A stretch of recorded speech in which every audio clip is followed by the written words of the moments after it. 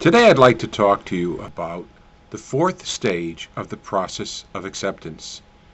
The process of acceptance, as we've talked about for the last several weeks, is what we need to go through, the stages we need to go through when we receive bad news or when an untoward event occurs in our lives. And according to Dr. Elizabeth Kubler-Ross, there are 5 stages, and those 5 stages are anger, denial, bargaining, depression, and acceptance.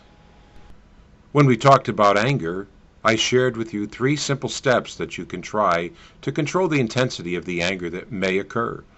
Number 1, know your triggering points. Number 2, stop, look, and listen.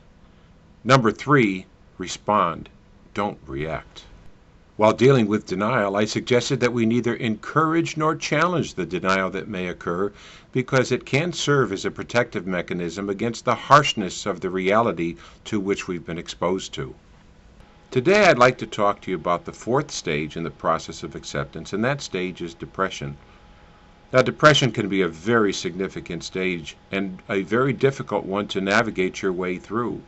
But the length of time that one spends in depression can have a significant effect upon whether we ever even reach the final stage, and that stage being acceptance.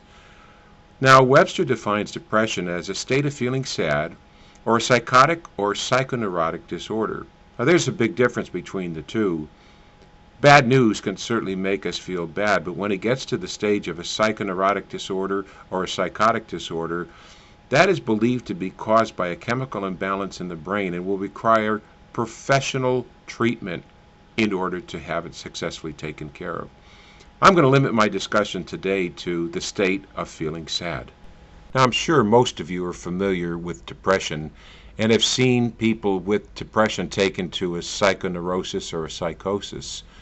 But I believe that depression is a stage that we can make it through, but we need to be aware of what the symptoms are that can occur so that we know enough to deal with them.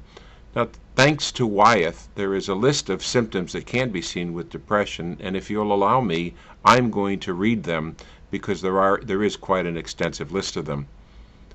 Frequent sadness, low energy, trouble sleeping, fatigue, weight loss or weight gain, feelings of worthlessness or guilt for no apparent reason, loss of interest in favorite activities, acting agitated, a feeling of being slowed down, feelings of isolation, loss of concentration, thoughts of death or suicide, and inability to function daily.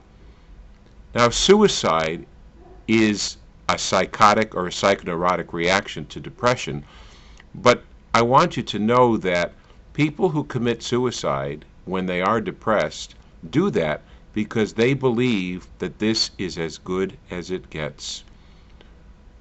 Well, let's get back to talking about the state of feeling sad because that's really where I'm directing this. I truly believe that the stage of depression is something that we all can make it through.